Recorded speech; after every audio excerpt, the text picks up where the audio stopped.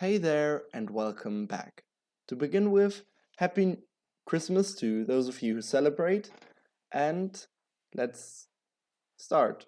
So today I needed to repair my suitcase because a wheel was off, so I thought why not include a whole look inside a suitcase and show you what I've already repaired. So in my point of view, there are three main parts which can break on a suitcase. The first are the wheels, and here you can see that one is completely shattered, so I wanted to replace it.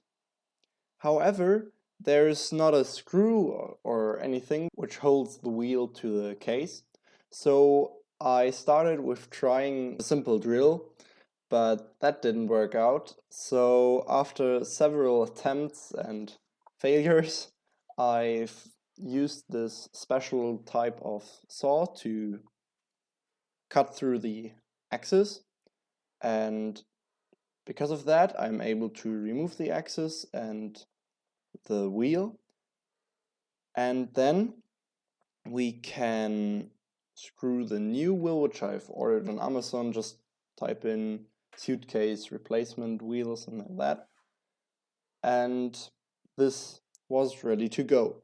Now here I recognize something pretty interesting. So the wheels, in order that the rubber stays in place, there are these holes that are sticking the rubber to the place where it should be without glue.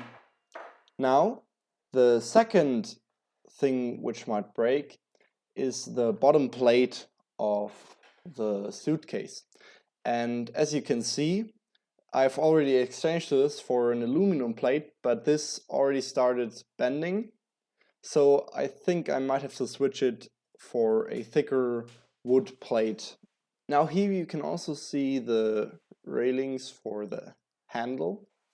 So these knobs are keeping it at a certain height. So if you prefer a different height, you can simply take a driller and put holes where you need them.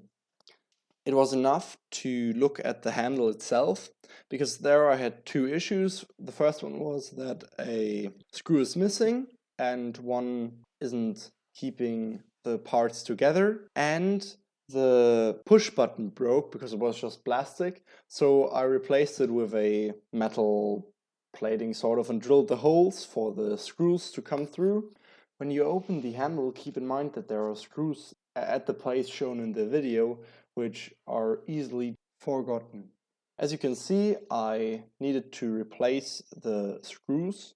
So one needed to be a little bit longer, and with tape I reassured that the button is able to float freely, and I searched a fitting screw which I've lost, and then put the pieces back together,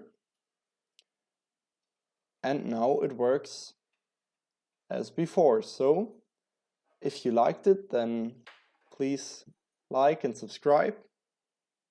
Stay curious, and bye.